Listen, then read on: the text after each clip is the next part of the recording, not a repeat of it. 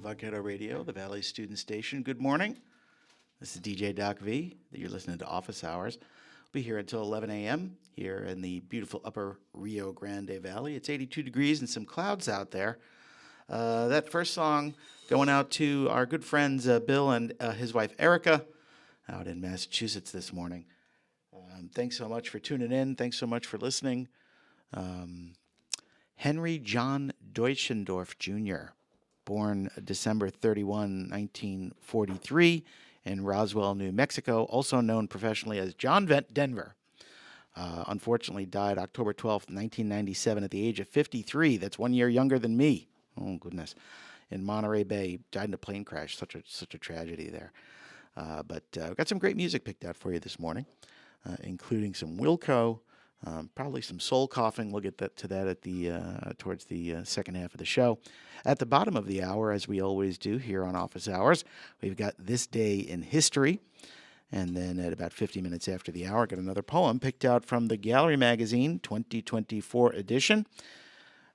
So another great production of UTRGV student media. Let's see what's happening in the athletics today. It looks like most of our teams have been on the road, but exciting time this coming weekend on Sunday, November 10th at 6:30 p.m. at the Field House here on campus. Men's basketball has their home opener against Champion Christian College here in the Edinburgh Field House. And women's basketball plays on November 11th, on Monday, at Oral Roberts. And then women's volleyball here on November 14th versus Incarnate Word, also at the UTRGV Fieldhouse. Make sure that you bring your student or staff ID to make sure that you get the students get into free to UTRGV athletic events. Faculty and staff get a discount on their tickets. So make sure you're out there supporting our student athletes here in the fall semester. So we've got This Day in History coming up at the bottom of the hour. We were expecting a high today of 92 degrees. Tomorrow, Saturday, a high of 86 with partly sunny skies, mostly cloudy skies. And then Sunday, a high of 89 with also mostly cloudy skies. Back of the work week, 91 degrees on Monday, mostly sunny skies, and 91 degrees on Tuesday. That's the forecast for the Rio Grande Valley. Currently 82 degrees in the upper Rio Grande Valley in beautiful Edinburgh. Let's get back to the music here with a little, let's see, what should we call this? I guess it's 1980s music, with some 10,000 Maniacs. This one's called Peace Train. It's a remake of a Cat Stevens song from the 1970s. But this is a really great version by 10,000 Maniacs, only on Vaquero Radio, the Valley's student station. That's from the Volume 1, 89.3, the current in-studio vinyl. I got that one on vinyl. I love that one. Andrew Bird with A Nervous Tick Motion of the Head to the Left. Before that, you heard Alice in Chains from their Jar of Flies LP with No Excuses. And we started off that set with 10,000 Maniacs with Peace Train, a remake of the Cat Stevens song from the early 1970s. Good morning. This is DJ Doc V with you here until 11 a.m. here at Texas time on Office Hours from the beautiful Edinburgh studios in the upper Rio Grande Valley at University of Texas, Rio Grande Valley. Hopefully you're listening to us on the Radio Garden app. If you haven't downloaded that yet, boy, what a great app. We don't make any money off of it. I'll tell you, we're not just promoting it for the purpose of having you see some ads, because there are some ads in the app. But listen to Vaquero Radio wherever you go. You can listen to us on Bluetooth, on your smart devices. You can also, if you're sitting in the office, go to Google, type in Vaquero Radio, and check out our website. There's a listen function there.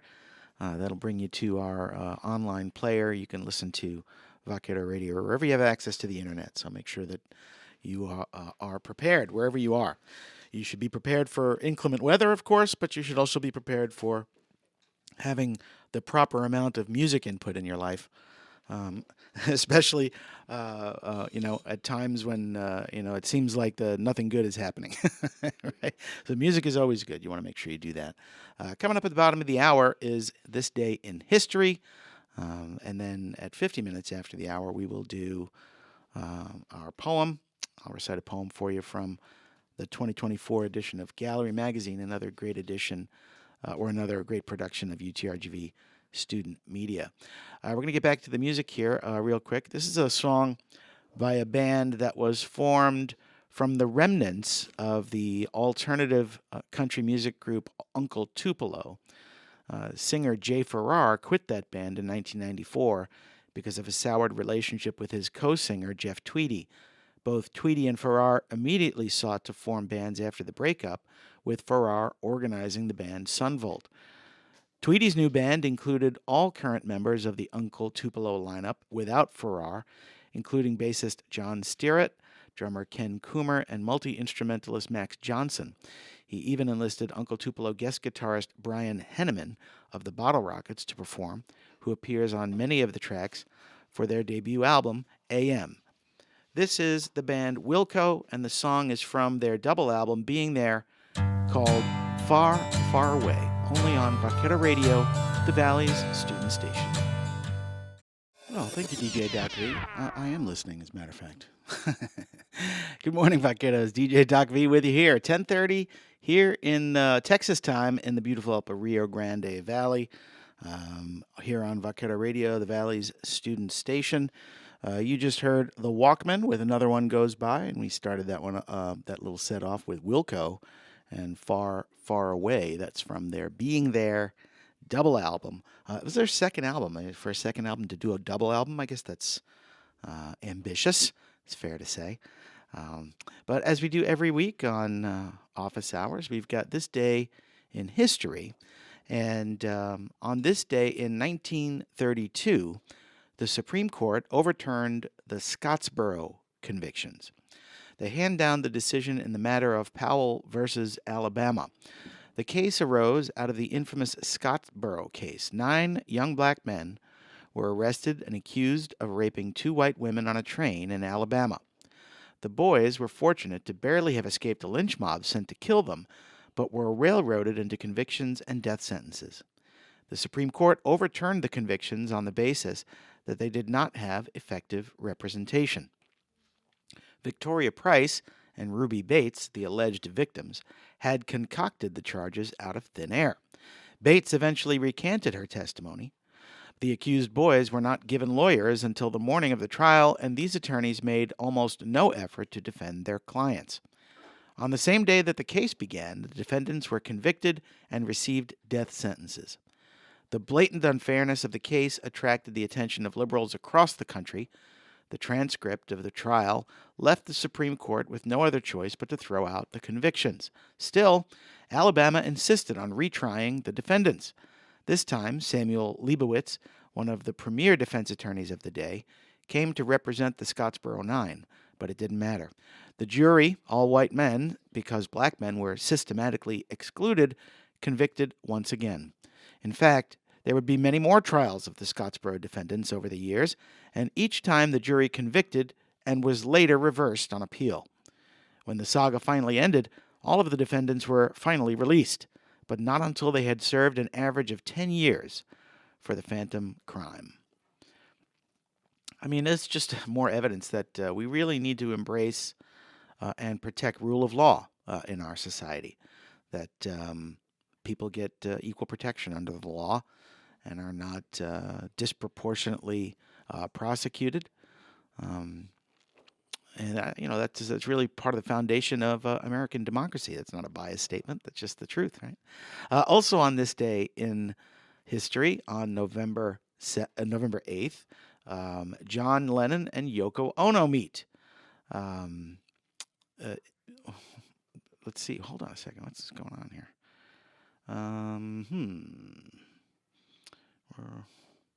Well, I'm actually looking at what happened on November 7th, but we'll just work with it, I guess.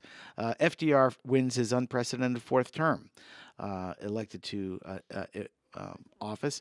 FDR is the only president to have served more than 2 terms. He rose above personal and political challenges to emerge as one of the nation's most revered and influential presidents. In 1921, at the age of 39, he contracted polio and thereafter was burdened with leg braces. Eventually, he was confined to a wheelchair. From the first time he was elected to the presidency in 1932 to mid-1945, when he died while in office, Roosevelt presided over two of the biggest crises in U.S. history: the Great Depression of the 1930s and World War II. FDR implemented drastic and oft-criticized legislation to help boost America out of the Great Depression. Although he initially tried to avoid direct U.S. involvement in World War II, which began in 1939, the bombing of Pearl Harbor in December 1941 thrust America headlong into the conflict. By the time Roosevelt was elected to his fourth term, the war had taken a turn in favor of the Allies, but FDR's health was already on the decline. His arterial sclerosis, hardening of the arteries, had worsened by the stress of serving as a wartime president.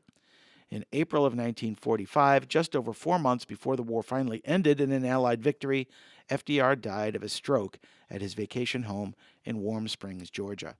And just a quick recommendation, there's a documentary called The Roosevelts. It's by Ken Burns, who's a pretty well-known documentarian. He's done some really interesting work on the Civil War, on baseball, on Prohibition, on the Dust Bowl, on the Vietnam War. And his series, I think it's 5 2-hour episodes, close to 2-hour episodes, titled The Roosevelts, An Intimate History. Really, really great. If you like that sort of thing. I think it shows, because it's not only FDR, but he also reviews the history of the family going back to the time when Teddy Roosevelt was first born in the 1800s. And it follows Teddy Roosevelt, Franklin Roosevelt, and Teddy Roosevelt's niece, Eleanor, who ends up marrying a distant cousin. So say what you will about keeping it in the family, I guess. But I think it shows the Roosevelts really warts and all. Nobody's perfect. And all three of them were flawed individuals. But really telling the story about what drove their ideologies, what drove their actions as adults. Really a fascinating story. And a really important moment in American history, that being, Teddy Roosevelt's becoming the candidate for president for the Progressive Party, kind of a flash in the pan alternative third party that emerged in 1912, specifically to nominate Teddy Roosevelt, who was denied the Republican nomination in favor of the Republican incumbent president, William Taft. Interestingly enough, his hand-picked successor. They were friends, Taft and Roosevelt, but Roosevelt hated not being president and immediately started attacking Taft in the press. Again, I don't want to spoil it for you. Check out The Roosevelts, An Intimate History by Ken Burns. It's available probably on all the streaming sites, PBS, certainly. It's a PBS documentary. Ken Burns works very closely with public broadcasting, so I encourage you to check that out. Let's get back to the music here with a song by a trio of brothers in Liverpool, England. They had, at the time, the highest-selling debut album of any artist at Island Records, and international chart hits in the late 1980s and early 1990s. The name of the band refers to the surname of the three brothers that were originally in the lineup, and is also, coincidentally, guitarist Henry Priestman's middle name. This is The Christians, with a song called Hooverville, some relation there to the FDR. They were calling those tent cities Hoovervilles before he took over as president during the height of the Great Depression. This is The Christians on Vaquero Radio with Hooverville. Thanks for listening to Office Hours, and enjoy this one. It's a band called Atmosphere, and a live in-studio performance of the song Smart Went Crazy.